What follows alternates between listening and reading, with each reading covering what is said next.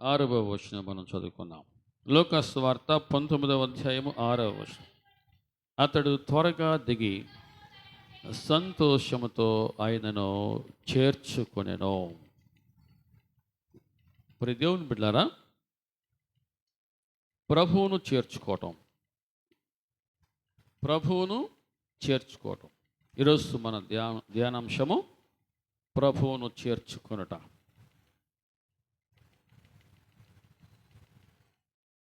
చాలామంది ప్రభువును కలిగి ఉన్నాం, ప్రభువును నమ్ముకున్నాం అనుకుంటున్నారు, కానీ ఇంకా ఆయనను బయటే ఉంచుతున్నాం,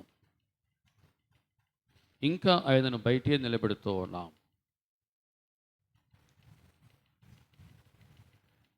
ఆయన ఇంకా ఎదురు చూస్తూ ఉన్నాడు. ఎవడు ఈయనను నా స్వరము విని తలుపు తీసిన ఎడల నేను లోపలికి వచ్చేదను అంటాడు. ప్రభువును నమ్ముకున్నాం, ప్రభువును మేము ప్రేమిస్తున్నాం అనుకుంటున్నారు, కానీ ఇంకా బయటే నిలబెట్టేవారుగా ఉంటున్నాం. ప్రతి దేవుని బిడ్డరా, ప్రభువు లోపలికి వస్తే ఎలా ఉంటుంది, ప్రభు బయటే ఉంటే, బయటే నిలబడితే ఎలా ఉంటుంది అని మనం ఆలోచన చేస్తే ఖచ్చితంగా దేవుడు మనతో మాట్లాడతాడు. మన హృదయములు తెరవబడునగాక, మన హృదయములు తెరవబడునగాక. ప్రతి దేవుని బిడ్డలారా, ఈరోజు మనము ముక్కుసూటిగా మనల్ని మనమే ఒక ప్రశ్న వేసుకుందాం. నేను ప్రభువును బయటే నిలబెడుతున్నానా, లేక ప్రభువును నా ఇంట లేక నా హృదయంలో చేర్చుకున్నానా? ఖచ్చితంగా నీ ప్రశ్నకు నీకు జవాబు వస్తుంది. ప్రతి దేవుని బిడ్డలారా, ప్రభువును చేర్చుకునే విషయంలో ఒక వ్యక్తి ఎంతగా ఆశపడుతున్నాడో, ఆరాటపడుతూ ఉన్నాడో ఇక్కడ మనం చదువుకున్నటువంటి ఈ లేఖన భాగంలో మనకు అర్థమవుతుంది. జక్కయ్య అనేటువంటి ఒక సుంగపు గుత్తదారుడు ప్రభువును చూడాలని, ప్రభు యొక్క స్వరము వినాలని, ప్రభుతో మాట్లాడాలని, ఆయనను దర్శించుకోవాలని ఎప్పటి నుంచో ఆశపడుతూ ఉన్నాడు. ప్రతి దేవుని బిడ్డలారా, ప్రభువును చూడాలి, ప్రభువుతో మాట్లాడాలి అనే ఆశ ఎవరికైతే ఉంటుందో వారి హృదయవాంఛ నా ప్రభువు తీర్చునుగాక. చాలామందిని మేము ప్రభువును నమ్ముకున్నాం అనుకుంటారు, కానీ ఇంకా ప్రభువుతో సరైనటువంటి సహవాస అనుభవాన్ని కలిగి ఉండలేని స్థితిలో ఉన్నవారు ఉన్నారు. బయటే నిలబెట్టేవారుగా ఉన్నారు, లోపలికి ఆహ్వానించని వారుగా ఉంటున్నారు. ఆహ్వానిస్తే ప్రతి దేవుని బిడ్డరా, ఒక వ్యక్తి ఆహ్వానించిన తర్వాత, ప్రభువు లోపలికి వచ్చిన తర్వాత ఎలా దీవించబడ్డాడో, ఎవరైనా సరే ప్రభువును హృదయంలోకి, ఇంటిలోకి ఆహ్వానిస్తే వారు వారి కుటుంబాలు దీవించబడతాయి. దీవించబడనుగాక. మాకు ప్రభువు అంటే చాలా ఇష్టం, అసలు మేము వాక్యాలు బాగా వింటాం, అయ్యగారు మీరు వాక్యం చెప్తూ ఉంటే మేము బయట కూర్చొని బాగా శ్రద్ధగా వింటాం, ప్రభు మాకు ఇష్టమే అని చాలామంది చెప్తూ ఉంటారు, కాంప్లిమెంట్స్ ఇస్తూ ఉంటారు. నువ్వు మంచి కాంప్లిమెంట్ ఇచ్చినా సరే, ప్రతి దేవుని బిడ్డరా, ప్రభువును నీ ఇంట చేర్చుకోకపోతే అది వట్టిదే. ప్రభువును నీ హృదయంలో చేర్చుకోకపోతే అది వట్టిదే. ఆ కాంప్లిమెంట్, నీ పొగడతా, ఆ కాంప్లిమెంట్, అయ్యా మాకు ప్రభువుని చాలా ఇష్టం, మాకు ప్రభు చాలా ఇష్టం, మీరు వాక్యం చెప్తూ ఉన్నప్పుడు మేము బయట కూర్చొని చాలా శ్రద్ధగా వింటాం. నువ్వు వినటం మంచిది, కానీ ప్రభువును చేర్చుకోకపోతే నీకు ఉపయోగం లేదు. ప్రతి దేవుని బిడ్డరా, ఇక్కడ ప్రభువును చూడాలి అనే ఆశతో ఉన్న ఒక వ్యక్తి ప్రభు వచ్చేటువంటి మార్గంలో ముందుగా వెళ్ళిపోయి ఒక చెట్టుకి కూర్చున్నాడు.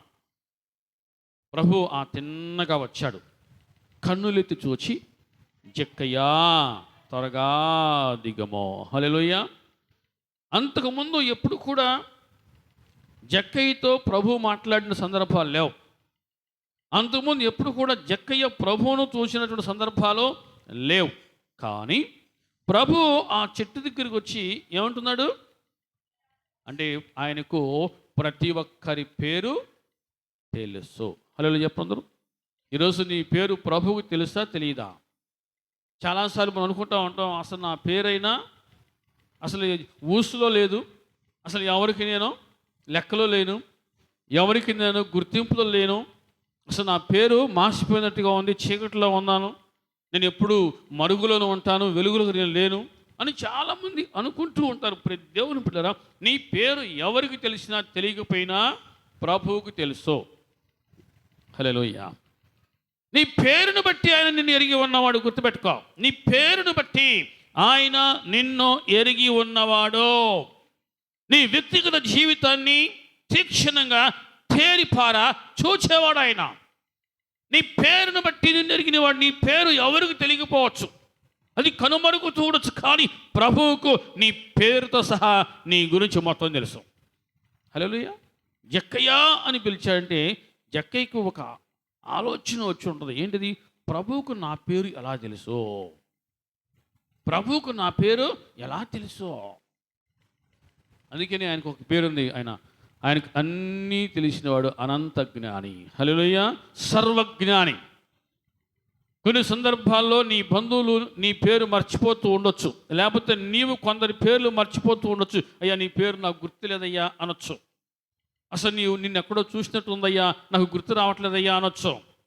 కానీ ఒకసారి నువ్వు చూసి మర్చిపోవచ్చామో, పేరు మర్చిపోవచ్చామో, కానీ ప్రభు నీవు తల్లి గర్భంలో కడుపులో ఉన్నప్పుడే నిన్ను చూచినవాడు, నిన్ను పేరు పెట్టి పిలుచుకున్నవాడు ఆయన. అందరూ చేద్దాం హల్లెలూయా. నిన్ను పేరు పెట్టి పిలుచుకున్నవాడు ఆయన, నిన్ను చూచినవాడు, నిన్ను ఎరిగి ఉన్నవాడు. నా పేరు నా ప్రభువుకు తెలుసు అని ఎంత సంతోషపడచ్చో కదా. ఎవరికి తెలిస్తే తెలియకపోయింది, దేవా నా పేరు నీకు తెలుసయ్యా, నీకు వందనాలయ్యా. అసలు పేరు పెట్టి కదా ప్రభువు పిలుస్తాం, ప్రభువు నోట మన పేరు రావటము కదా, ఎంతటి అదృష్టవంతుడు. యెహోషువ గ్రంథంలో 1వ అధ్యాయంలో మనం చూస్తూ ఉన్నాం. 1వ అధ్యాయం 1వ వచనంలో దేవుడు యెహోషువతో మాట్లాడుతూ, త్వరగా యెహోషువ గ్రంథము అమ్మా. సేవకుడైన మోషే మృతి పొందిన తర్వాత యెహోవా మోషే పరిచారకుడైన యెహోషువకు ఇలాగు సెలవిచ్చెను, నా సేవకుడైన మోషే హల్లెలూయా మృతి పొందిన తరువాత, వినండి, అప్పటికి మోషే చనిపోయాడు, కానీ మోషే పేరు ఎక్కడుంది? దేవుని నోట ఉంది. హల్లెలూయా. దేవుని నోట ఉన్న పేరు అది ఎప్పటికీ మాసిపోదు, అది ఎప్పటికీ మరుగున పడదు. ప్రతి దేవుని పిల్లరా, ఇక్కడ యెహోషువతో మాట్లాడుతున్నాడు. యెహోషువ నా సేవకుడైన మోషే అప్పటికి చనిపోయిన తర్వాత బహుశా అందరూ మర్చిపోయి వచ్చాము, కానీ మోషే పేరును కదా దేవుడు మర్చిపోలా. నా సేవకుడైన మోషే పేరు పెట్టి పిలిచినవాడు, నీవు నా సొత్తు అని అన్నవాడు, పేరు పెట్టి పిలిచినవాడు ఆయన, నీవు నా సొత్తు అన్నవాడు ఆయన. హల్లెలూయా. నీ పేరును బట్టి, నీ కుటుంబాన్ని బట్టి ఆయన నిన్ను ఎరిగి ఉన్నవాడు. ఆయన కంటికి మరుగైనది ఏదియూ లేదు. నీవు నా సొత్తు, నీ పేరును బట్టి నేను నిన్ను ఎరిగి తిని, నిన్ను పిలిచి తిని అంటున్నాడు దేవుడు. దేవుని పిల్లరా, జక్కయ్యా త్వరగా దిగమో. ఒక శుభదినం జక్కయ్య జీవితంలో రానే వచ్చేసింది. ఈనాడు ఇక్కడ కూర్చున్న వాళ్ళు చాలా మందికి ఒక ఆశ ఉండొచ్చు, నాకు ఒక మంచి రోజు వస్తుంది, నాకు ఒక శుభదినము వస్తుంది, నాకు మంచి రోజులు వస్తాయి అని అందరికీ ఒక ఆలోచన, ఒక ఆశ ఉండొచ్చు. ఆ ఆశ ఉన్న వాళ్ళు చెప్పండి హల్లెలూయా. హల్లెలూయా. త్వరగా దిగమో జక్కయ్యా, త్వరగా దిగమో. జక్కయ్య ఎక్కడున్నాడు? చెట్టు మీద కూర్చున్నాడు. ప్రతి దేవుని బిడ్డరా, ఈరోజు నువ్వు ఎక్కడ ఉన్నా సరే, నువ్వు ఏ స్థాయిలో ఉన్నా సరే, ఏ పొజిషన్లో నువ్వు ఉన్నా సరే, నువ్వు దిగిరా అంటే నువ్వు ఖచ్చితంగా దిగి రావాల్సిందే. నేను చెట్టు ఎక్కాను నేను దిగను అంటే కుదరదు, నేను కొండ ఎక్కాను నేను దిగను అంటే కుదరదు. నువ్వు దిగిరా అంటే చెప్పండి, దిగి రావాల్సిందే. దిగి వస్తేనే అద్భుతం జరిగింది. దిగి వస్తేనే ప్రభు ఆ ఇంటిలో అడుగు పెడతాడు, ఆ ఇంట చేరతాడు ఆయన. దేవుని పిల్లరా దిగిరా అన్నప్పుడు జక్కయ్య ఏ మాత్రము కూడా తడవ చేయలా. నేను దిగను ప్రభు అనలా. మనం ఇంకా కొన్ని విషయాల్లో వాయిదాలు వేస్తూనే ఉండొచ్చాము, ఇంకా కొన్ని విషయాల్లో వాయిదా వేస్తూ ఉన్నాం, ఇంకా టైం ఉందిలే అనుకుంటూ ఉన్నాం, ఇంకా సమయం ఉందిలే అనుకుంటూ ఉన్నాం. కొన్ని విషయాల్లో ఆయన వాక్యము విని కూడా నిర్లక్ష్యంగా ఉంటూ ఉన్నాం, తిరస్కరిస్తూ ఉన్నాం, ఆయన మాటను తృణీకరిస్తూ ఉన్నాం. ప్రతి దేవుని బిడ్డలారా ఆయనకి ఏమీ నష్టం లేదో. నువ్వు తృణీకరించినా, నిర్లక్ష్యంగా ఉన్నా, ధిక్కరించినా, త్రోసివేసినా అది ఆయనకి ఏమి నష్టం లేదు, కానీ నీకు నష్టం, నీకు నష్టం. అదే ఆయన మాటను ఎప్పుడు కూడా ఏ పరిస్థితిలో కూడా నీవు తృణీకరించకూడదు, వాయిదా వేయకూడదు. ఆయన ఏం చెప్పాడో వాయిదా వేయకుండా, ఆలస్యం చేయకుండా వెంటనే నువ్వు లోబడితే నువ్వు దీవించబడతావు. హల్లెలూయా. దేవునికి లోబడితే ఖచ్చితంగా వారు దీవించబడతారు. నిర్లక్ష్యంగా చాలాసార్లు మనం అనుకుంటాం, మేము ప్రభువుని నమ్ముకున్నాం అనుకుంటారు, కానీ వారిలో ఉన్న నిర్లక్ష్యము, అశ్రద్ధ మాత్రం పోదో, బద్ధకము పోదో. దాన్ని పోగొట్టుకున్న వాళ్ళు ధనవంతులు అవుతారు, దాన్ని పోగొట్టుకున్న వాళ్ళు దీవించబడతారు. కానీ దాన్ని అట్లాగే లోపల పేరబెట్టుకుంటే ఆ అశ్రద్ధ, ఆ నిర్లక్ష్యము ప్రతి దేవుని బిడ్డ ఎవరిలోనైతే ఉంటుందో వారు ఆశీర్వాదాలకు దూరం అవుతారు. ఆయన పిలిచినప్పుడు, ఆయన మాట్లాడినప్పుడు ఖచ్చితంగా ఏం మాట్లాడుతున్నాడో శ్రద్ధగా విని ఎవరైతే గైకొంటారో, లోబడతారో వారి జీవితాలు ఎప్పటికీ శ్రేష్టమైనవిగానే ఉంటాయి, శ్రేష్టమైనవిగా ఉండునుగాక. ఆమేన్. ప్రతి దేవుని బిడ్డలారా త్వరగా దిగమో, నువ్వు దిగాల్సిందే. దిగే విషయంలో ఆలస్యం చేయకూడదు, దిగే విషయంలో అశ్రద్ధగా ఉండకూడదు. జక్కయ్య ఏం చేశాడు? త్వరగా దిగి, త్వరగా దిగి. ఇది కావాలి ప్రతి క్రైస్తవుడికి. అంటే దీపం ఉండగానే, చెప్పండి, దీపం ఉండగానే ఇల్లు చక్క పెట్టుకో అంటారు, దీపం ఉండగానే ఇల్లు చక్క పెట్టుకో అంటారు. ప్రతి దేవుని బిడ్డలారా ఖచ్చితంగా ఆలస్యం చేయకుండా వెంటనే జక్కయ్య ఏ విధంగా ప్రతిస్పందించాడో అతని జీవితం వెలిగించబడింది. అతని జీవితం వెలిగించబడింది. అంది వచ్చిన అవకాశాన్ని చేబుచ్చుకున్నాడు, చేజార్చుకోవాలా. అంది వచ్చిన అవకాశాన్ని గట్టిగా పట్టుకున్నాడు. జక్కయ్యా నువ్వు త్వరగా దిగము, నేడు నేను నీ ఇంట ఉండవలసి ఉన్నది. హల్లెలూయా. నేడు నేను నీ ఇంట ఉండవలసి ఉన్నదే. ప్రభు కూడా ఇక్కడ ఆలస్యం చేయాల, రేపు వస్తాలే అనలా. ఏమంటున్నాడు? నేడే నీ ఇంటికి వస్తా, నువ్వు దిగిరా, నేడే నీ ఇంటికి నేను వచ్చేదను. ఒకవేళ జక్కయ్య విని కూడా చెట్టు దెక్కపోతే, ఇవాళ కుదరదులే ప్రభా, ఇవాళ కుదరదులే, ఇవాళ నేను పనిలో ఉన్నానులే, రేపు చూసుకుందాంలే, రేపు కలుసుకుందాంలే అంటే ఎలా ఉంటుంది? ఇవాళ కుదరదులే ప్రభా, రేపు చూసుకుందాం, రేపు కలుసుకుందాంలే, ఇవాళ కొంచెం బిజీగా ఉన్నాను అంటే ఆ ఇంటికి కదా ప్రభు వచ్చేవాడు కాదు, దాటిపోయేవాడు అంతే. ఈనాడు చాలామంది భక్తులు చాలా వేదన పడుతున్నారు. అయ్యా నన్ను దాటిపోవద్దయ్యా, నన్ను దాటిపోవద్దు, నీవు నా ఇంటికి రావాలి, నా ఇంట్లో నీవు ఉండాలి, నువ్వు దాటిపోవద్దయ్యని అనుదినము ప్రార్థన చేసే వాళ్ళు ఉన్నారు. ఎందుకంటే ఆయన సన్నిధి యొక్క విలువ తెలుసుకున్నవారు వారు. ఆయన యొక్క విలువను తెలుసుకున్నవారు ఏమాత్రం కూడా ఆలస్యం చేయకుండా, ప్రతి దేవుని బిడ్డలారా, నా ఇంటికి రా, దాటిపోవద్దయ్యా, నన్ను దాటిపోవద్దయ్యా, నన్ను విడిచిపెట్టొద్దు, నువ్వు నాతో నా ఇంటికి రా. ఇప్పటికీ ఆ విధంగా దేవుని సన్నిధిలో ప్రార్థించే వాళ్ళు ఇంకా ఉన్నారు ఆ విధంగా. ఎందుకంటే ఆయన సన్నిధి అంత విలువైంది. ఆయన సన్నిధిని మించినది విలువైనది మరి ఒకటి లేదు. ప్రతి దేవుని బిడ్డలారా, నేడు నేను నీ ఇంట ఉండవలసినదే. ఎక్కయా ఎలా దిగాలంటాడు? త్వరగా దిగము, త్వరగా దిగము. ఎక్క ఏం చేశాడు? త్వరగా దిగి, అది విధేయత. విధేయత అంటే అదే విధేయత. ప్రతి క్రైస్తవుడు, ప్రతి దేవుని భక్తుని అనుకున్న ప్రతి ఒక్కరు కూడా ఖచ్చితంగా ప్రతి ఒక్కరిలో ఉండవలసినది విధేయత. ఘనతకు ముందు ఏమిటి చెప్పండి? వినయం ఉండును. ఘనతకు ముందు వినయం ఉంటుంది.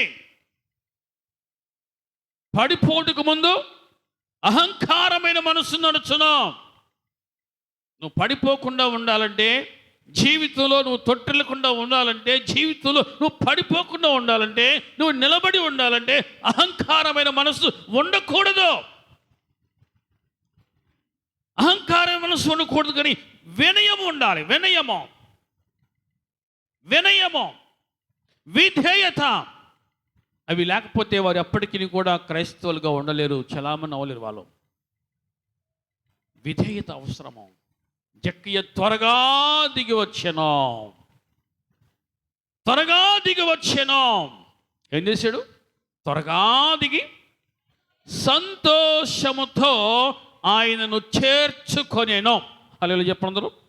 సంతోషముతో ఆయనను ఇంట చేర్చుకొనేను. దేవుని బిడ్డలారా, నువ్వు ఎంతకాలం అవుతుందో ప్రభు నమ్ముకున్నాను అనుకొని, ఒకవేళ ఇంకా ఆయనను నీ ఇంట చేర్చుకోలేని స్థితిలో నువ్వు ఉన్నావేమో, ఒకవేళ ఇంకా నువ్వు ఆయనను నీ ఇంట చేర్చుకోలేని స్థితిలో నువ్వు ఉన్నావేమో, నేను ప్రభువు నమ్ముకున్నానయ్యా, అయ్యా నువ్వు అక్కడే ఉండు, నేను ఇక్కడే ఉంటా, నేను పిలిస్తే నీకు వినబడిద్దిగా, నువ్వు అక్కడ ఉండు, కానీ ఇక్కడికి మాత్రం వద్దు అన్నట్లుగా చాలామంది ఉన్నారు. హృదయమనిడు తలుపు నొద్ద యేసునాదుండు, హృదయమనిడు తలుపు నొద్ద యేసునాదుండు, నిలచి సదయుడగుచు తట్టుచుండు సకల విధములను, నిలచి సదయుడగుచు తట్టుచుండు సకల విధములను. హృదయమనిడు తలుపు నొద్ద యేసునాదుండు, హృదయమనిడు తలుపు నొద్ద యేసునాదుండు, నిలచి సదయుడగుచు తట్టుచుండు సకల విధములను. హల్లెలూయా. ప్రతి దేవుని బిడ్డలారా, జక్కయ్య త్వరగా దిగి సంతోషముతో ఆయనను ఇంట చేర్చుకొనెను. ప్రభువును ఇంట చేర్చుకునే విషయంలో చెప్పండి, ప్రతి ఒక్కరికి ఏముంటుంది? సంతోషం ఉండాలి, సంతోషం ఉండాలి. కొంతమంది ప్రభువును ఇంట చేర్చుకోలేరు, కానీ ప్రభువుని నమ్ముకున్నా, ప్రభు నాకు చాలా ఇష్టం, మీరు బోధ చేస్తూ ఉంటారు, మీ మాటలు బయట మేము వింటాం, వాళ్ళ అనంత మాత్రం చేత ప్రతి దేవుని బిడ్డలారా, ప్రభువు నీ ఇంట ఉండకపోతే అంతా వట్టిదే. నీ హృదయములో ఉండకపోతే, నీ హృదయములో ఆయనకు చోటు లేకపోతే అంతా వట్టిదే. ఆయన ఎప్పుడు కూడా, లాస్ట్ వీక్ మీకు చెప్పాను, పొగడ్తలకు ఎప్పుడు కూడా ఆయన పొంగిపోడో. నీ హృదయం మారిందా అంటాడంతే, నీ బ్రతుకు మారిందా అంటాడు, నీ నడవడిక మారిందా, నీ ప్రవర్తన మారిందా. నేను మారాను ప్రభు అన్నవాళ్ళు కావాలి ఆయనకి. నేను మార్చుకున్నానయ్యా, నా బ్రతుకు మార్చుకున్నా, నా నడవడిక మార్చుకున్నా, నా పద్ధతిని మార్చుకున్నా, నేను మార్చుకున్నానయ్యా అనేవాళ్ళు ఆయనకి ఇష్టలుగా ఉంటారు. ఇంకా సమయం ఉందిలే, ఇంకా సమయం ఉందిలే, ఇంకా చాలా సమయం ఉంది, అప్పుడు ఏమి ముంచుకొచ్చింది, 20లో చేయాల్సింది 60లో చేస్తారేంటి అని అనుకొని ఇంకా వాయిదా వేస్తున్నావేమో. ఒకవేళ ఈరోజే నీ ప్రాణం పోతే, అన్నీ ఉన్న యేసు లేకపోతే అంతా సున్నా, ఈరోజే నీ ప్రాణం పోతే నీకు పరలోకం ఉంటుందా? నీ హృదయంలో ఆయనకి స్థానం లేకపోతే నీకు పరలోకం ఉంటుందా?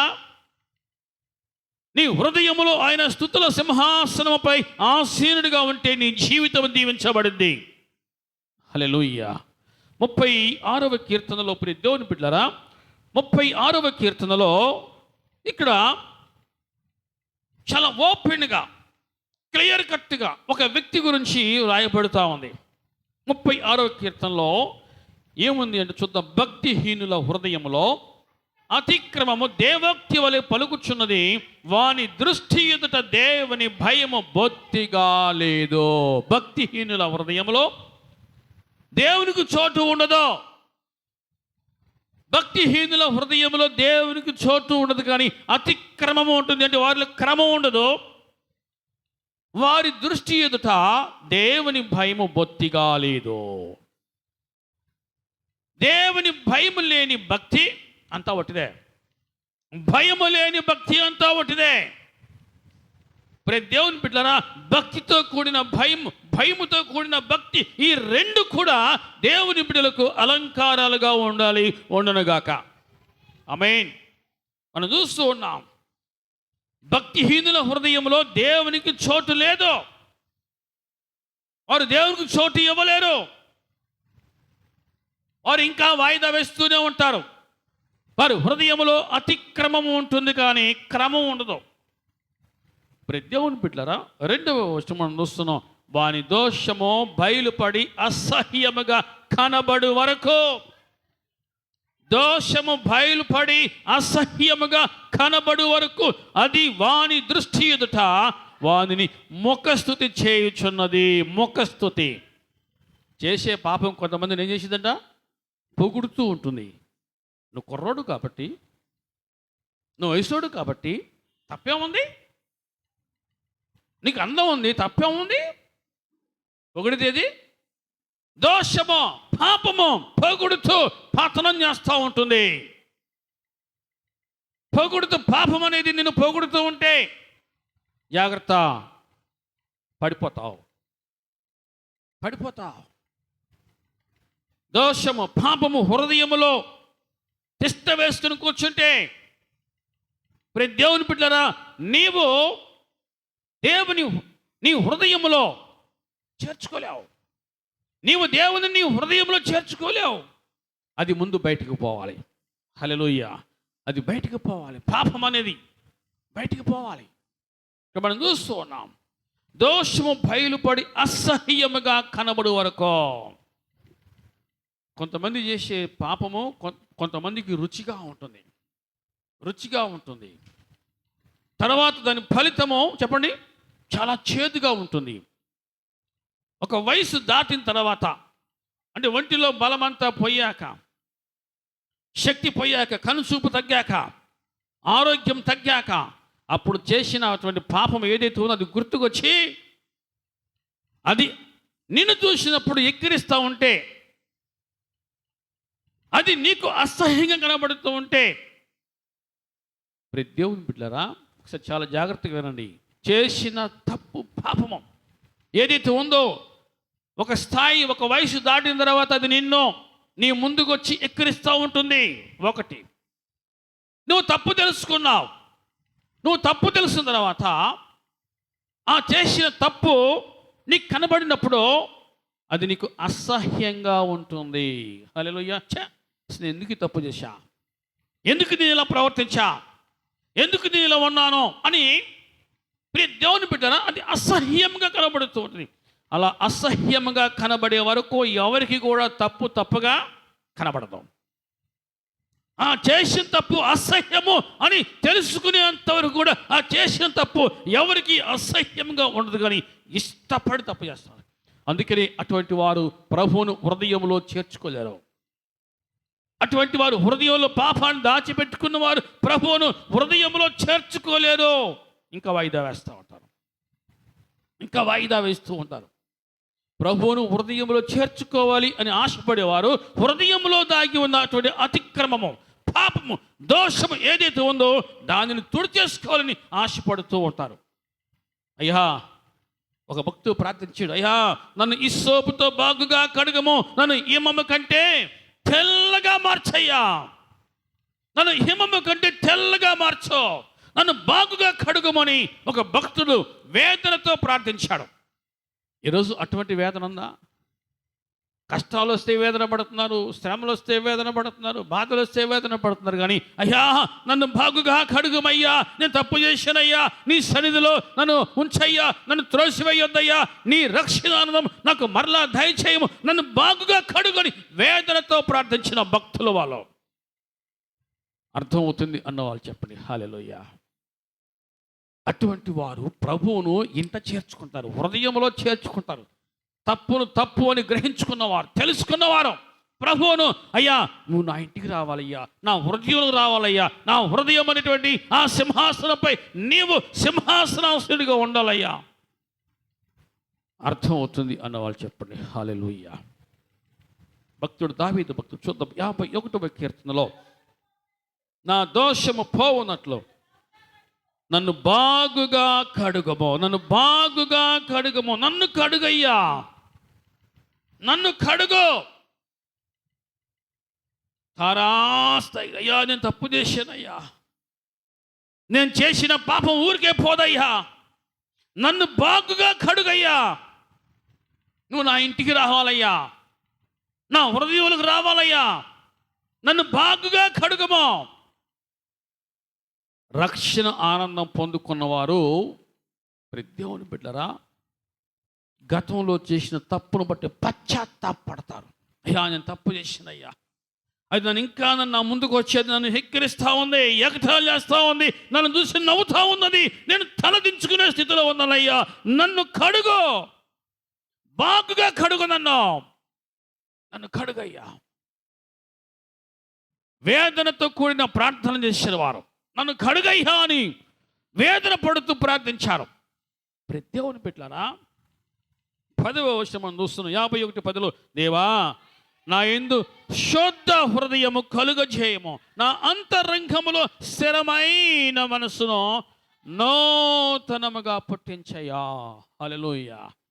నా అంతరంగములో స్థిరమైన మనసును నూతనముగా పుట్టించా. ఏ మనసు కావాలి చెప్పండి? స్థిరమైన మనసు కావాలి. ఇప్పుడు కాసేపు ఒక రకంగా ఉండి ఇంకాసేపు మరొక రకంగా మారి పోటకి కదా 10 రకాలుగా మారుతూ ఉంటే వారు ఎప్పటికీ ప్రభువును చేర్చుకోలేరు, ప్రభువును చేర్చుకోలేరు. వారు ఇంకా వాయిదా వేస్తూ ఉంటారు.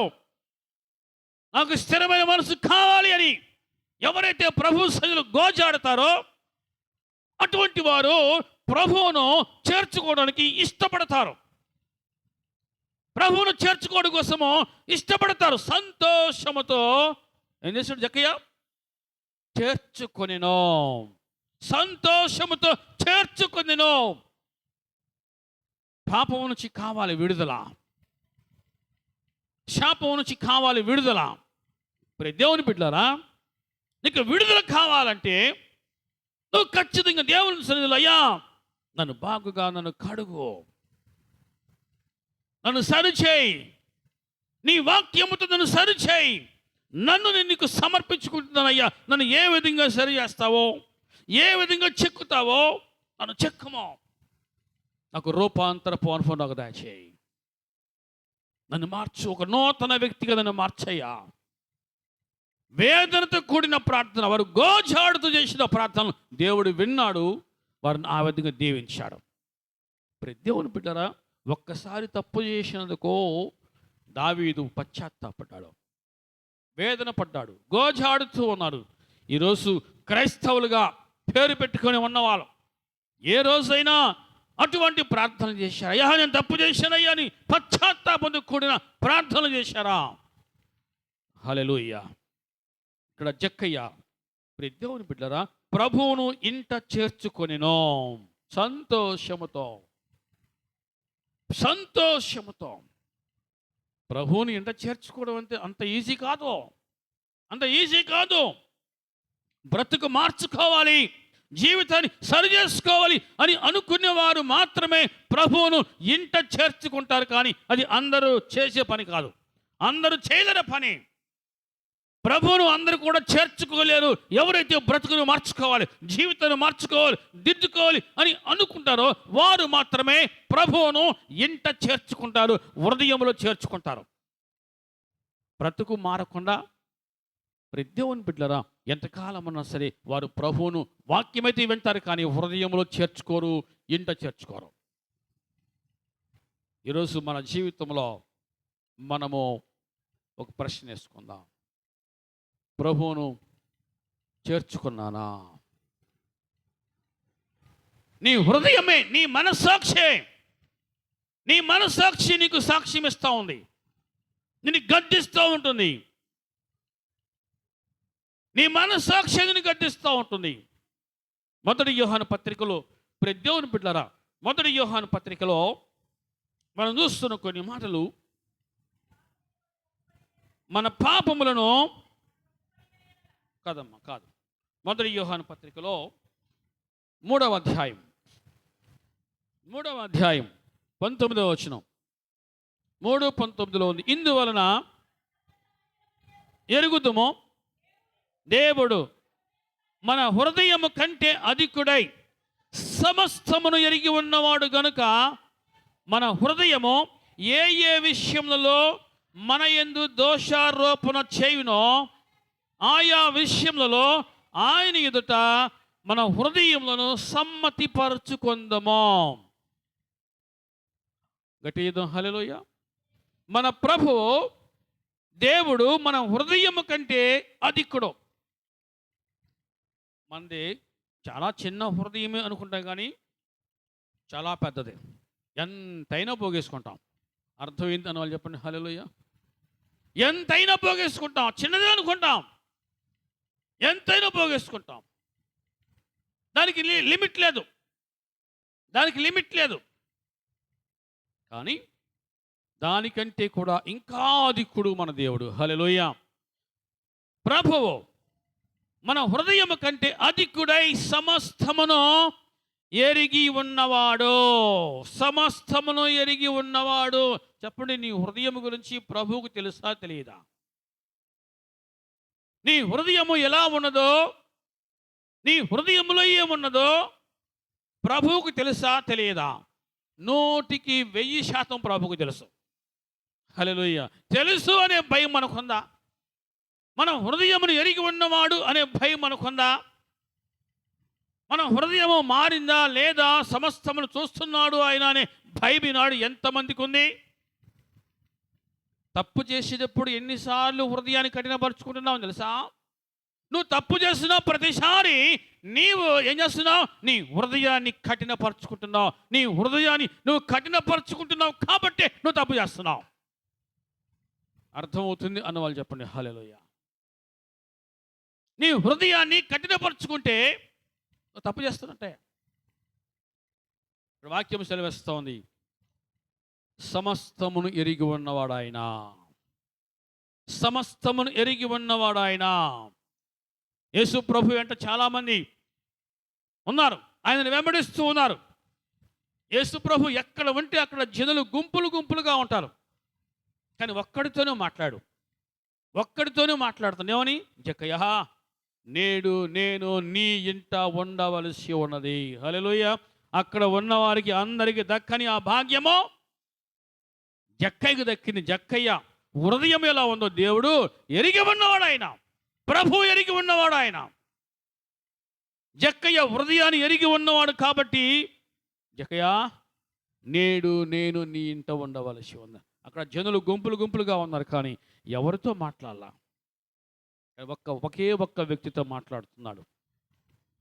జక్కయ్య హృదయంలో ఎటువంటి పరివర్తన ఉందో, జక్కయ్య హృదయంలో ఎటువంటి మార్పు ఉన్నదో, ఎటువంటి దిద్దుబాటు ఉందో, ఏ విధంగా జక్కయ్య పశ్చాత్తాపడుతున్నాడో అవన్నీ ప్రభు ఎరిగి ఉన్నవాడు కాబట్టి ప్రభువే జక్కయ్యను దర్శిస్తూ ఉన్నాడు. హల్లెలూయా. ప్రభువే జక్కయ్యను దర్శించాడు. జక్కయ్య నేడు నేను నీ ఇంట ఉండవలసి ఉంది. జక్కయ్య కూడా అంత వేగంగా ప్రతిస్పందించాడు. ఏమని ఏమని త్వరగా దిగి సంతోషముతో చేర్చుకొనెను. సంతోషముతో చేర్చుకొనెను. చూద్దాం, మొదటి యోహాను పత్రికలో ప్రియ దేవుని బిడ్డలారా, సమస్తమును ఎరిగి ఉన్నవాడు గనుక మన హృదయము ఏ ఏ విషయాలలో మన యందు దోషారోపణ చేయునో. చెప్పండి, నీ హృదయం ఎప్పుడైనా నీ మీద దోషారోపణ చేస్తా ఉందా? దోషారోపణ చేస్తుంది అంటే నువ్వేం చేయాలి? సరి చేసుకోవాలి కదా. నీ హృదయము నీ మీద ఆరోపణ చేస్తూ ఉంది అంటే సరి చేసుకోవాలి. అంతే, ఏ మాత్రం ఆలస్యం చేయకూడదు. నువ్వు తప్పు చేస్తున్నావమ్మా, నువ్వు తప్పు చేస్తున్నావయ్యా అని నీ హృదయము నీ మీద ఆరోపిస్తూ ఉంటే వెంటనే నువ్వు సరి చేసుకోవాలి. నువ్వు సరి చేసుకోకపోతే ఆ మరుగంటలో, ఆ మరుదినములో ప్రాణం పోతే ఇక జీవితకాలంలో నువ్వు సరి చేసుకునే అవకాశం నువ్వు పొందుకోలేవు. ప్రాణం పోతే సరి చేసుకునే అవకాశం లేదు, మారు మనసు పొందే అవకాశం కూడా లేదు. మన యందు ఏముంది? మన హృదయము ఏ ఏ విషయాలలో మన యందు దోషారోపణ చేయునో, ఏ ఏ విషయాలలో, ఏ ఏ విషయాలలో మన హృదయము మన యందు దోషారోపణ చేయునో. చాలా విషయాలు ఉన్నాయి, చాలా విషయాలు ఉన్నాయి. మన హృదయము మన యందు దోషారోపణ చేసే విషయాలు చాలా ఉన్నాయి. కానీ ఎన్ని విషయాలు మనం సరి చేసుకుంటున్నాం? ఎన్ని విషయాలు మనం దిద్దుకుంటున్నాం? దేవుని బిడ్డలారా, అవకాశము ప్రభువు నీకు ఇచ్చినప్పుడు ఏ మాత్రం తడవ చేయక, నిర్లక్ష్యముగా ఉండక వెంటనే సరి చేసుకుంటే నువ్వు ధన్యుడు అవుతావు. హల్లెలూయా.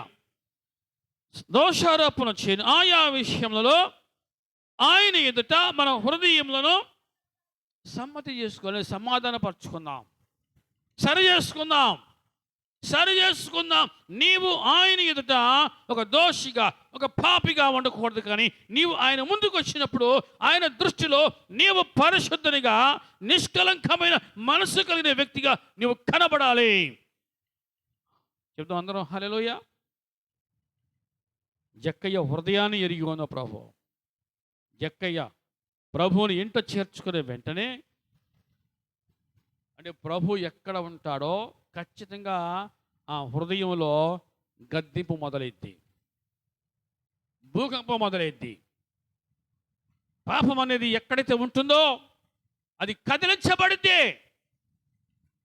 ప్రభు ఇంటికి రాగానే ఆ ఇంటిలో ఆ ఇంటి ఎక్కడెక్కడ ఏ ఏ మూల ఏ రూపంలో పాపం అనేది అది కదిలించబడతా ఉంది. హల్లెలూయా.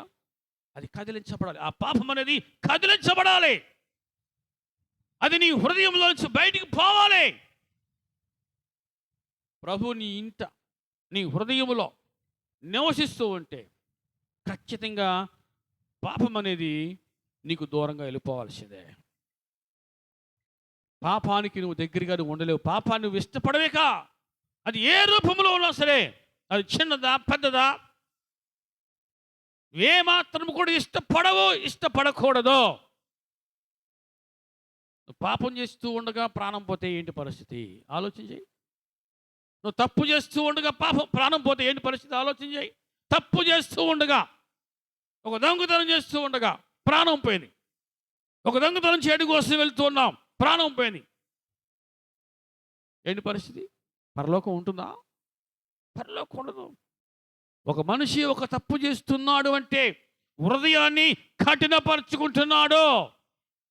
హృదయాన్ని కఠినపరుచుకుంటున్నాడు అంటే అతడు దేవునికి దూరస్తుడిగా జీవిస్తున్నాడు అని అర్థం. జక్కయ్య ప్రభా ఏం చేస్తున్నాడు? తాను చేసిన సమస్తాన్ని కూడా ప్రభు సన్నిధిలో ఆయన ఒప్పుకుంటున్నాడు. హల్లెలూయా.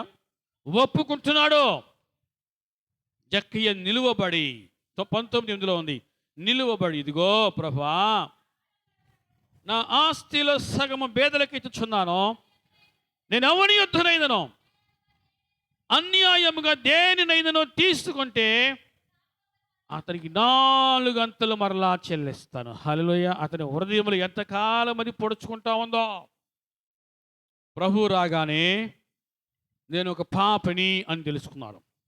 ప్రభు ఎవరో తెలుసుకుంటే, ప్రభు ఏమై ఉన్నాడో గుర్తిస్తే ఖచ్చితంగా నువ్వు ఏమై ఉన్నావో నీకు అర్థమైంది.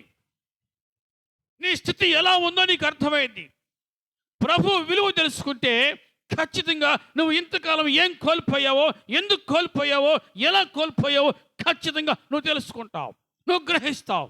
ప్రభు విలువ తెలుసుకోవాలి, ప్రభు విలువ తెలుసుకోవాలి. ప్రతి దేవుని బిడ్డలారా, జక్కయ్య ప్రభువుని ఇంట చేర్చుకోగానే ఆరంభించాడు. ఏం ఆరంభించాడు? పాపాన్ని తీసేసుకుంటున్నాడు. అది ఏ రూపంలో ఉన్నా సరే దాన్ని కడిగేసుకుంటున్నాడు. ఈరోజు నువ్వు కడిగేసుకున్నావా? అది ఏ రూపంలో ఉన్నా సరే. చాలామందికి పాపం అంటే ఒక వ్యభిచారమే అనుకుంటారు. అది ఏ రూపంలో ఉన్నా సరే, విశ్వాస మూలము కానిది ఏదో అది పాపం. విశ్వాస మూలము కానిది ఏదో అది పాపము. ఆ పాపానికి దాసుగా ఉన్నవేమో కడిగేసుకోవాలి. ప్రభువుని ఇంట ఉంటే, నీ హృదయంలోకి వస్తే ఖచ్చితంగా నువ్వు మొదటిగా చేసే పని అదే, చేయాల్సిన పని అది. నువ్వు కడిగేసుకోవాలి, ఒప్పుకోవాలి, విడిచిపెట్టాలి. చాలామంది ఒప్పుకుంటారు, ప్రభువా నేను పాపనయ్యా నన్ను క్షమించేది ఒప్పుకుంటారు, కానీ విడిచిపెట్టరు. మళ్ళీ అవకాశము రాగానే అందిపుచ్చుకుంటారు. అవకాశం రాగానే అందిపుచ్చుకుంటారు. ప్రతి దేవుని బిడ్డలారా, ఒప్పుకొని విడిచిపెట్టువాడు కనికరము పొందుకొనును.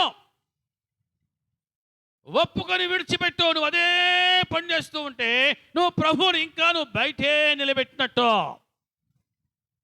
ప్రభువును ఇంకా బయట నిలబెడుతున్నావా? అది ఎంత మాత్రం నీకు మంచిది కాదు. ఇంటికి వచ్చిన బంధువును బయట నిలబెడితే ఆ బంధువు ఎలా ఫీల్ అవుతాడు? నన్ను ఇలాగ అవమానిస్తారా, ఎంతసేపు నన్ను నిలబెట్టి ఇలాగ అవమానిస్తారా? అవమానకరంగా ఫీల్ అయితే ఆ బంధువు తిరిగి వెనక్కి వెళ్ళిపోతే ఎలా ఉంటుంది?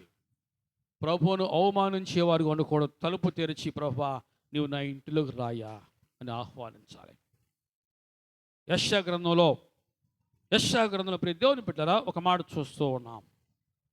యెషయా గ్రంథం 30వ అధ్యాయం 18వ వచనం. కావున మీ యందు దయ చూపవలెనని యెహోవా ఆలస్యము చేయుచున్నాడు, మిమ్మల్ని కరుణింపవలని ఆయన నిలువబడి ఉన్నాడు. యెహోవా న్యాయము తీర్చు దేవుడు, ఆయన నిమిత్తము కనిపెట్టుకుని వారందరూ ధన్యులు. మీ యందు దయ చూపవలని యెహోవా ఆలస్యము చేయుచున్నాడు. ఇంకా మీరు తలుపు తీయట్లేదు. మీరు ఇంకా మీ హృదయమని తలుపు తీయక ఆయన ఇంకా బయటే నిలబెడుతున్నారేమో. బయట నిలబడ్డవాడు ఎందుకు నిలబడుతున్నాడు? మీ యందు దయ చూపాలి, మిమ్మల్ని కనికరించాలి, మీ పాపం నుంచి, శాపం నుంచి, దోషం నుంచి మిమ్మల్ని ప్రక్షాళన చేసి విడిపించాలి. అని ఇంకా ఆలస్యం చేయుచున్నాడు. దయ చూపవలని ఆలస్యం చేయుచున్నాడు, మిమ్మల్ని కరుణింపవలని ఆయన నిలువబడి ఉన్నాడు. ఎక్కడ? నీ హృదయమని తలుపు దగ్గర ఆయన ఇంకనో నిలువబడి ఉన్నాడు. ఇంక ఎంతసేపు నిలబెడతాం మనం ఆయన్ని? నువ్వు ఎంతకాలం అవుతుంది ప్రభువుని నమ్ముకున్నాను అనుకుంటూ నువ్వు ఇంకా ప్రభువును బయటే నిలబెడుతున్నావేమో. ప్రభువుని నీ ఇంట చేర్చుకుంటే ఖచ్చితంగా నీ ఇంట, నీ హృదయంలో ఉన్న పాపం ఏదైనా సరే అది బయటికి పోవాల్సిందే. నువ్వు కనికరించబడాలి, నీ పాపం నుంచి నీకు విడుదల కావాలి, నువ్వు కడగబడాలి. ఆయన లోపలికి రావాలి. ఆయన లోపలికి వచ్చిన తర్వాత జక్కయ్య జీవితము కడగబడింది. ప్రభువుడు, నేడు ఈ ఇంటికి రక్షణ వచ్చి ఉన్నది. పాపం ఉన్నంత కాలము ఆ ఇంటికి ఏం లేదు, రక్షణ లేదు. అఫ్కోర్స్ ఈ లోకంలో సుఖభోగాలు అనుభవిస్తూ ఉండొచ్చాము, కానీ రక్షణ లేకుండా పోతావు, జాగ్రత్త. జక్కయ్య ఒప్పుకున్నాడు, విడిచిపెట్టాడు. వెంటనే ప్రభు అన్నాడు, నేడు ఈ ఇంటికి రక్షణ వచ్చి ఉన్నది. ఈరోజు నీ ఇంటికి రక్షణ ఉందా? నువ్వు రక్షించబడ్డావా? నీ ఇంటికి రక్షణ వచ్చి ఉన్నదా? పరిశీలన చేసుకుందాం. ప్రతి దేవుని బిడ్డరా, ప్రభువును ఇంట చేర్చుకుంటే నీ ఇంటికి రక్షణ. బయటే నిలబెడితే నువ్వు ఇంకెంతకాలం బయట నిలబెట్టినా నీ ఇంటికి రక్షణ ఉండదు. లోపల చేర్చుకుంటేనే నీ ఇంటికి రక్షణ, నీ కుటుంబానికి రక్షణ, నీకు రక్షణ. ఒకవేళ నీలో ఇంకా పాపం అనేది ఉంటే నువ్వు ప్రభువుని ఇంకా బయట నిలబెడుతున్నావు, జాగ్రత్త. పాపం చేస్తూ ఉండగా ప్రాణం పోతే నీకు పరలోకం ఉంటుందా? పాపం చేస్తూ ప్రాణం పోగొట్టుకుంటే పరలోకం ఉంటుందా? జక్కయ్య పాపాన్ని ఒప్పుకున్నాడు, విడిచిపెట్టాడు, రక్షణ పొందుకున్నాడు. ఈరోజు నువ్వు పాపాన్ని ఒప్పుకుంటున్నావు, విడిచిపెట్టావా? విడిచిపెడితేనే నీకు రక్షణ, నీ ఇంటికి రక్షణ. ప్రార్థన చేసుకుందాం, మోకరించండి.